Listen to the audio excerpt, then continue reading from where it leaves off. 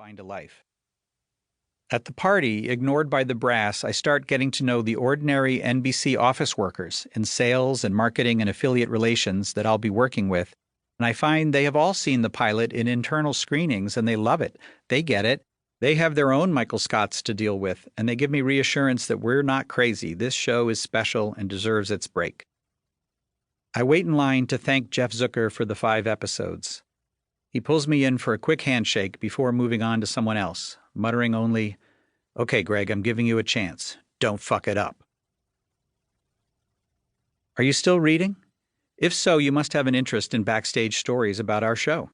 Or else, maybe you're in a bookstore, pretending to be fascinated, while secretly glancing over the top of the page at your office crush who you convinced to walk to the mall with you. Either way works for me.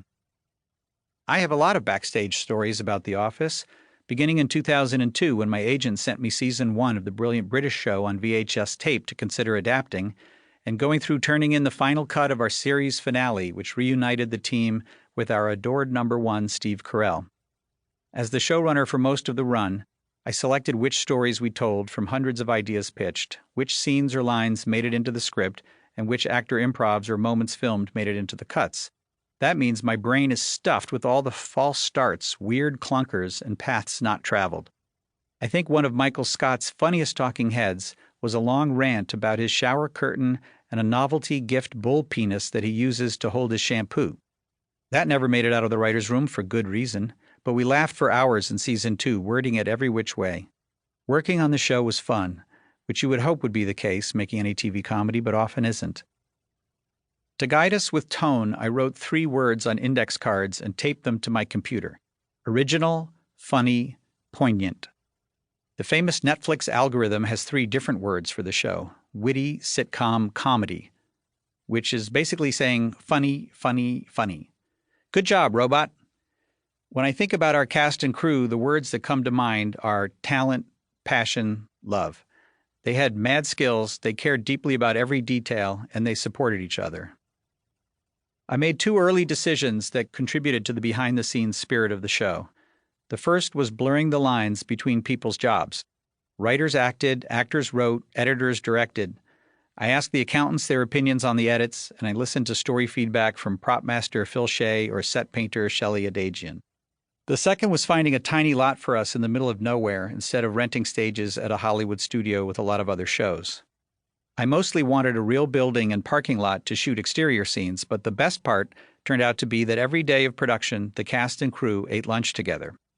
Over the years, over many wonderful meals from our caterer mensch Sergio Giacoman, we bonded into a strong team. Maybe, if I can say it without sounding too much like a deluded Michael Scott, a family.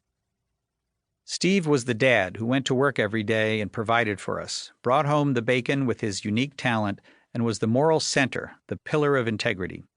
I was the stay-at-home dad, raising the kids, or writers, and running things behind the scenes. One nice thing about my partnership with Steve was that we were the same age and had come up in similar worlds.